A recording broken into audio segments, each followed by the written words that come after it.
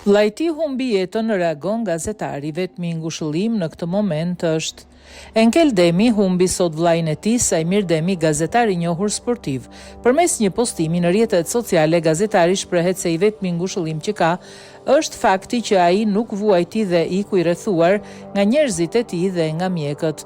Nuk është e lehtë, por duhet bërë ky njoftim. Vllai im i vetëm, Sajmiri, iku tek hyi sot në mesditë. I vetmi ngushëllim është që nuk vuajti dhe që i rrethuar nga përkujdesi mjekëve të spitalit infektiv dhe njerëzit e tij të zemrës. Nesër në orën 12 do të bëhen homazhet në hollin e Radio Televizionit Shqiptar. Prej andej, në orën 14 do ta çojmë Sajmirin në banesën e fundit në Sharë, shkruan ai.